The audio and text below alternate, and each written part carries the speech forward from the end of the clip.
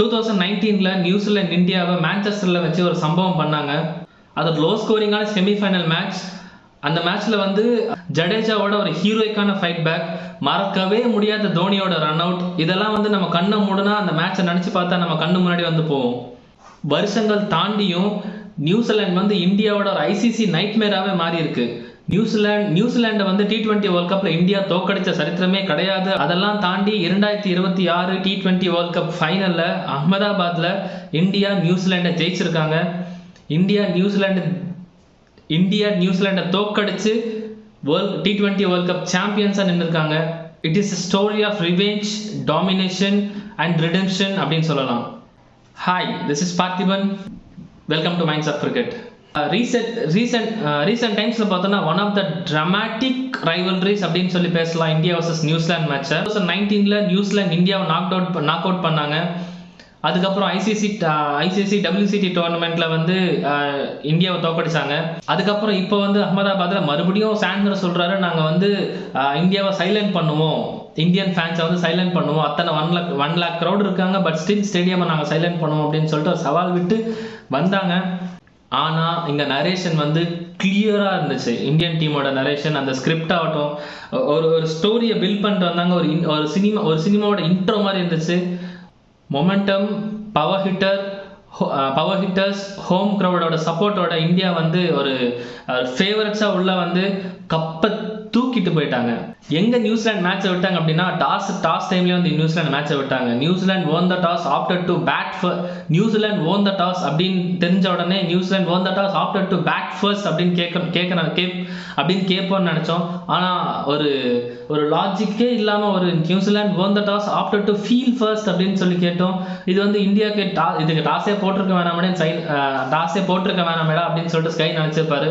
ஏன்னா கண்டிப்பாக ஒரு ஃபைனல்ஸ் ப்ரெஷரில் other than chasing a score, setting a score is more easier in any finals, because அந்த chasing a score pressure வந்து கம்மியான ஸ்கோர் சேஸ் பண்ணுறதா இருந்தால் அது வந்து அந்த ப்ரெஷர் வேறு மாதிரி இருக்கும். பட் சேசிங் ஒரு பேட்டிங் பிச், ஒரு ஃப்ளாட் விக்கெட்டில் கண்டிப்பாக ஒரு 200 runs 230 runs மேலே போகும்னு நினச்ச விக்கெட்டில் வந்து எப்படி சாண்டர் நாங்கள் சேஸ் பண்ணுவோம் அப்படின்னு சொன்னாருன்னு தெரியல. இந்தியாவை பேட்டிங்க்கு கூப்பிட்டாங்க. First 2 over Matt Henry, Glenn Phillip வச்சு போட வச்சாங்க. மேட் ஹென்ரி, கிளென் பிலிப் சூப்பராக போட்டு ஃபர்ஸ்ட் ஓவரில் 7 runs, செகண்ட் ஓவரில் 5 runs. அவங்க ஒரு லைன் லென்த் வச்சு போட்டாங்க. பட் அதுக்கப்புறம் ஏன் 2 பேரை கட் பண்ணிட்டு வந்து டஃபிக்கு போனாங்கன்னு தெரியல. பட் அங்கே தான் ஒரு மிஸ்டேக் பண்ணாங்களா என்னமோ. நாங்கள் 6 பவுலரை வந்து பேட்ஸ்மேனை நாங்கள் செட்டில் பண்ண விட மாட்டோம், எல்லா பவுலரையும் நாங்கள் புது பவுலரை போட வச்சு பேட்ஸ்மேன் செட்டில் பண்ண விட மாட்டோம்னு சொல்லிட்டு நினச்சாங்களா என்னமோ. 6 ஓவருமே 6 புது பவுலர் போட்டாங்க. First 2 over Matt Henry, Duffy 12 run கொடுத்தாங்க. அடுத்து 4 ஓவரில் 80 ரன் போச்சுங்க. சஞ்சு சாம்சனும் அபிஷேக் சர்மாவும் விளையாடினாங்க நியூசிலாண்டை வச்சு. நீயா நானான்ற போட்டி தான். நீ 6 அடிச்சா நானும் அடிப்பேன், நீ இன்ஃபார்ம் பேட்ஸ்மேன், நானும் இன்ஃபார்ம் பேட்ஸ்மேன் கிடையாது. 2 பேருமே இன்ஃபார்ம் பேட்ஸ்மேன் தான்.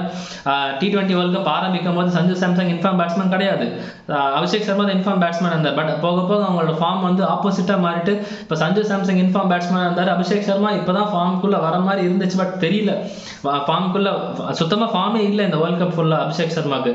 ஆனால் ஃபைனலில் வந்து 2 பேருமே வந்து நீயா நானான்னு போட்டி போட்டு அடித்து பவர் பிளே முடியல 92 runs அடிச்சாங்க 2 பேரும் சேர்ந்து. அங்கேயே வந்து அந்த 6 ஓவர்லேயே மேட்ச் கிட்டத்தட்ட எடுத்துட்டு வந்துட்டாங்க. ஒரு ஹை ஸ்கோரிங் கேமுக்கு வந்து ஒரு ஃபவுண்டேஷன் போட்டு கொடுத்துட்டாங்க. இது வரைக்கும் ஃபார்ம்ல இல்லாத அபிஷேக் சர்மா கடைசி மேட்ச்ல அந்த ஆனுவல் எக்ஸாம்ல வந்து ஸ்கூலுக்கே வராத ஒரு ஸ்டூடெண்ட் வந்து ஆனுவல் எக்ஸாம் மட்டும் வந்துட்டு ஃபர்ஸ்ட் ரேங்க் எடுத்துட்டு போற மாதிரி இது வரைக்கும் ஃபார்ம்ல இல்லாத ஒரு அபிஷேக் சர்மா ஃபைனல்ல ஃபாஸ்டஸ்ட் 50 இந்த T20 வேர்ல்ட் கப்ல T20 வேர்ல்ட் கப் அப்படின்னு ரெஜிஸ்டர் பண்ணிட்டு போயிட்டாரு. ஸோ அந்த அளவுக்கு ஒரு டிஸ்ட்ரக்டிவான ஒரு இன்னிங்ஸ் விளையாடினாங்க. அதுக்கப்புறம் அபிஷேக் சர்மா அவுட் ஆனதுக்கப்புறம் இஷான் கிஷன், அபிஷேக் சர்மா எங்கே விட்டாரோ இஷான் கிஷன் அங்கேருந்து கூட்டிகிட்டு போனாருங்க டீமை. ஒரு பக்கம் வந்து சஞ்சு சாம்சங் ஒரு மாஸ்டர் பீஸை வந்து செதுக்கிட்டு இருக்காரு, கொஞ்சம் கொஞ்சமாக செதுக்கிட்டு எடுத்துகிட்டு போயிட்டு இருக்காரு. ஏன்னா டீமுக்கு கடைசி வரைக்கும் கொண்டு போனோம், கடைசி வரைக்கும் இருந்து விளையாடணும் அப்படின்னு சொல்லிட்டு எடுத்துகிட்டு போயிட்டு இருந்தாரு. அடுத்த அந்த எண்டில் ஆனாலும் அவரோட ஸ்ட்ரைக் ரேட் குறையல. This is notable point. அந்த எண்டில் இருக்க இஷான் கிஷன் அபிஷேக் சர்மா எங்கே விட்டு போனாரோ அங்கேருந்து வந்து அவர் ஆரம்பிச்சுட்டு அந்த வந்து ஒரு எப்படி சொல்கிறது, நீ பால் போடு, நான் வந்து ஒரு ஃப்ரீ ஃப்ளோயிங்கான பேட்டிங்னு சொல்ல முடியாது, எது ரெடி நீ எந்த பால் போட்டாலும் நான் எதிரடிப்பேன். அந்த ஃப்ரீ ஃப்ளோயிங், அந்த அந்த டைமிங், இந்த டைமிங்லாம் விட்டுருங்க, கிரிக்கெட்டிங் ஷாட்ஸ் விட்டுருங்க. இந்த பாலுக்கு இப்படி, இந்த பாலுக்கு நான் இப்படி ரியாக்ட் பண்ண போகிறேன், இந்த பாலை நான் எதிரடி அடிக்க போகிறேன். இப்படி தான் இருந்துச்சு இஷான் கிஷனோட innings. At the end of 15 overs வரைக்கும் Indian team 206 for 1 I guess so odd runs இருந்தாங்க. ஆனால் ஜிம்மி நீஷம்க்கு கொடுத்தாருங்க 16th over. என்ன நினச்சி கொடுத்தாருன்னு தெரியல, ஜிம்மி நீஷம் கொடுத்தாங்க. First ball Sanju Samson wicket எடுத்தாரு, 5th பால் இஷான் கிஷனோட விக்கெட் எடுத்தாரு. அந்த ஓவரோட கடைசி பால்ல ஸ்கையோட விக்கெட் எடுத்து ஒரே ஒரு ரன் மட்டும் தாங்க கொடுத்தாங்க அந்த அந்த ஓவரில். கான்டெக்ஸ்ட் ஆஃப் த கேமில் 16th ஓவரில் ஒரு ரன் கொடுத்து 3 விக்கெட் எடுத்துகிட்டு போயிட்டாங்க. ஸோ தட்ஸ் அங்கே வந்து கண்டிப்பாக ஒரு சோக்கிங் நடக்குதோ அப்படின்னு சொல்லிட்டு நினச்சோம். பட் அதுக்கு நடக்காமல் ஹார்திக் பாண்டியா அண்ட் திலக் வர்மா வந்து ஒரு குட்டி கேமியும் கூட சொல்ல முடியாது. பட் அவங்க 2 பேரும் பேட்லையும் படலை. ஆனால் கடைசியில் வந்து தூபே வந்து ஒரு ஃப்ளரிஷான ஒரு, நான் இங்கே இருக்கேன்பா, நான் தான் இந்தியன் டீமுக்கு இந்த வேர்ல்ட் கப்பில் நடந்த ஒரு நல்ல விஷயம் என்னன்னா, ஒரு நல்ல ஃபினிஷிங் ரோல் கிடைச்சது யார் அப்படின்னா சிவம் தூபேங்க. ஏன்னா மற்ற பிளேயர்ஸ் எல்லாருமே விளையாடுவாங்க நினச்சிட்டு இருந்தோம். அந்த மாதிரி ஒவ்வொரு மேட்ச்லையும் ஒவ்வொருத்தர் பெர்ஃபார்ம் பண்ணிட்டு இருந்தாங்க. பட் சிவம் தூபேன்னு வரும்போது நம்ம எல்லாருமே ஒரு கொஸ்டின் கேட்டிருந்தோம், ஃபினிஷிங் ரோலுக்கு he did justice for India. யார் பண்ணாங்களோ இல்லை, எவ்ரி மேட்ச் எனக்கு சான்ஸ் கிடைக்கும் போதெல்லாம் வந்து அவர் வந்து ஒரு ஃப்ளரிஷான ஒரு ஃபினிஷ் கொடுத்துட்டு போயிட்டு இருக்காரு. இந்த மேட்ச்லையுமே ஃபைனல் ஓவர் திரும்ப ஜிம்மி நீஷம் போட்டாங்க. அங்கேயும் வந்து ஒரு மிஸ்கால்குலேஷன் பண்ணார் Santner.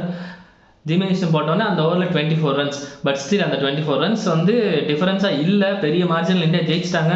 But still Shivam Dube did a notable contribution. He did exceptionally well for the Indian team. 2016 வந்து வெஸ்ட் இண்டீஸ் வந்து இந்தியாவை நாக் அவுட் பண்ணாங்க. 2022 வந்து இங்கிலாந்து டீம் வந்து இந்தியாவை நாக் அவுட் பண்ணாங்க. 2019 ஒரு வர்ச்சுவல் நாக் அவுட் கேமில் வந்து நியூசிலாந்து டீம் இந்தியன் டீமை நாக் அவுட் பண்ணாங்க. இந்த 3 எதுக்கு இப்போ சொல்கிறேன் அப்படின்னா, அந்த 3க்குமே வந்து ரிவெஞ்ச் எடுத்தார் சஞ்சு சாம்சன். வெஸ்ட் இண்டீஸ்க்கு ஆப்போசிட்டாக தான் ஃபார்முக்கு வந்தார். வெஸ்ட் இண்டீஸ்க்கு ஆப்போசிட்டாக வந்து 97 runs அடிச்சு இந்தியா வந்து செமிஃபைனல்ஸ் கூட்டு போனார். அதுக்கப்புறம் செமிஸில் வந்து இங்கிலாந்து கூட 89 runs அடிச்சார். ஃபைனல்ஸில் வந்து நியூசிலாந்து கூட 89 runs அடிச்சு வந்து அந்த டீம் அப்படியே அந்த ரிவெஞ்ச் எடுத்தார். அந்த அவெஞ்சர் சஞ்சு சாம்சன் சொல்லலாம். ஸோ இந்த மாதிரி இந்தியா வந்து 255 runs வந்து செட் பண்ணிட்டு 256 தான் டார்கெட்னு சொல்லிட்டு போயிட்டாங்க. இந்த இம்பாசிபிளான ஒரு சேஸ்க்கு வந்து சைஃபர்ட்டும் ஃபின்னலனும் அந்த போன மேட்ச்சில் 13 overs வந்து அவங்க டார்கெட் சவுத் ஆஃப்ரிக்கா அடிச்சு டார்கெட் சேஸ் பண்ணிட்டு போனாங்க. அந்த மாதிரி சேஸ் பண்ண வந்து டிம் சைஃபர்ட்டும் ஃபின்னாலும் 2 பேரும் கிரீஸ்குள்ளே வந்தாங்க. எஸ், இம்பாசிபிளான சேஸ் தான். பட் ஸ்டில் அவங்க 2 பேரும் வந்து ஒரு ஃப்ளரிஷான இன்னிங்ஸ் விளையாடி டீமை ஜெயிச்சு கொடுத்துருக்காங்க. ஸோ வந்து ஒரு ஹெட் டு ஹெட்டாக போவோம், ஒரு டைட் மேட்சாக போவோம் நினச்சி பார்த்துட்டு இருந்தோம். ஆனால் அக்ஷர் பட்டேல் ஒரு ஃபர்ஸ்ட் ஓவர்லேயே வந்து ஹர்ஷ்தீப் சிங் ஃபின்னாலன் எடுத்துருக்க வேண்டியது. பட் தூபே அந்த கேட்சை மிஸ் பண்ணிட்டாரு. அதுக்கப்புறம் அக்ஷர் பட்டேல் ஃபின்னாலனை தூண்டல் போட்டு எடுத்தார். அதுக்கப்புறம் ரச்சின் ரவீந்திரா போயிட்டாரு. கிளென் பிலிப்ஸ் அப்படியே ஒவ்வொருத்தராக ஒரு ரெகுலர் இன்டர்வெல்ல வந்து நியூசிலாந்து விக்கெட்ஸ் லூஸ் பண்ணிட்டே இருந்தாங்க. ஒரு நல்ல விஷயம் என்ன அப்படின்னா, டிம் சைஃபர்ட் வந்து ஒரு போராடி ஒரு 53 runs அடிச்சுட்டு அவரும் அவுட் ஆயிட்டாரு. இதுக்கப்புறம் என்ன அப்படின்னா, ஒரு கன்சாலிடேஷன் இன்னிங்ஸ் விளையாட வேண்டியிருந்துச்சு. அதுக்கப்புறம் கீழே வந்து டாரி மிச்சல், சாண்ட்னர் வந்து கொஞ்சம் குட்டி கான்ட்ரிபியூஷன் கொடுத்துட்டு அவ்வளோதான். அதுக்கப்புறம் ஒரு கன்சாலிடேஷன் ப்ராசஸ் மாதிரி ஒரு கடைசியாக முடிஞ்சிருச்சு. நாங்கள் 20 overs வரைக்கும் விளாடணும் அப்படின்னு சொல்லிட்டு விளையாடி ஒரு 159 runs மட்டும்தான் அடிக்க முடிஞ்சிச்சு. வேர்ல்ட் கப் ஃபைனலில் 96 runs வித்தியாசத்தில் இந்தியா கப்பை தூக்கியிருக்காங்க. நியூசிலாந்து தொல்லை இனிமேல் இந்த காட்டுக்கு இல்லை அப்படின்னு சொல்கிற மாதிரி, நியூசிலாண்டை இந்தியா வந்து T20 வேர்ல்ட் கப்பில் ஜெயிக்கவே இல்லை அப்படின்னு சொல்கிற ஒரு கதை இன்னியோட அகமதாபாத்தில் முடிஞ்சிச்சு. ஸோ எண்டிங்கில் வந்து அந்த மனசு கஷ்டமான ஒரு ஹார்ட் பிரேக். தோனியோட கடைசி world cup 2019 world cup heart break அப்புறம் இப்போ 2026 ஆல்மோஸ்ட் அந்த 7 yearsக்கு அப்புறம் அந்த தோனியோட ரன் அவுட்க்கு 7 நம்பர், அந்த 7 yearsக்கு அப்புறம் அந்த ரன் அவுட், அந்த தோல்விக்கு வந்து ரிவெஞ்ச் எடுக்கிற மாதிரி 2026 இந்தியா அன்டிஃபீட்டடா, like India are becoming champions of T20 world cup. India are becoming champions of T20 cricket அப்படின்னு சொல்லலாம்.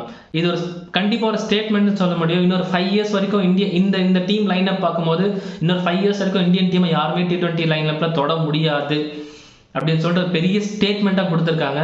கௌதம் கம்பீர் எவ்வளோ கான்ட்ரவர்சியலாக போனாலும், எத்தனை வந்து அவருக்கு வந்து எவ்வளோ கமெண்ட்ஸ் வந்தாலும், he did a brilliant job. அந்த காமன் கம்போசர் டீமை கொண்டு போனாரு, டீமை கைட் பண்ணாரு. Gautam Gambhir, hats off to you.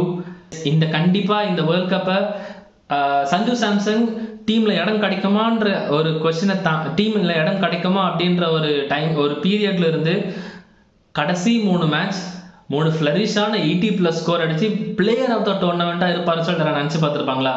அதுதாங்க ஒரு fat. If you love cricket, if your passion is cricket, it will guide you, it will take you to the heights you could ever imagine. நீங்கள் imagine பண்ணுற அளவை தாண்டி cricket உங்களை கொண்டு போவோம் if you truly passionate about it. So don't lose your passion on cricket. இந்த world cup final, இந்த இந்தியாவோட பர்ஃபார்மன்ஸ் இந்த வேர்ல்ட் கப் ஃபைனல் எப்படி இருந்துச்சு நீங்கள் நினைக்கிறீங்க? ஸோ அப்படின்னு சொல்லிட்டு இந்த உங்கள் ஒப்பீனியன்ஸை கமெண்ட் செக்ஷனில் சொல்லுங்கள். இந்த மாதிரி இன்ட்ரெஸ்டிங் வீடியோஸை மறக்காமல் மிஸ் பண்ணாமல் பார்க்க மைண்ட்ஸ் ஆஃப் கிரிக்கெட்டை சப்ஸ்கிரைப் பண்ணிக்கோங்க. ஒரு இன்ட்ரெஸ்டிங் டாபிக், இன்ட்ரெஸ்டிங் வீடியோவோட உங்களை சந்திக்கும் வரை சைனிங் ஆஃப். பை.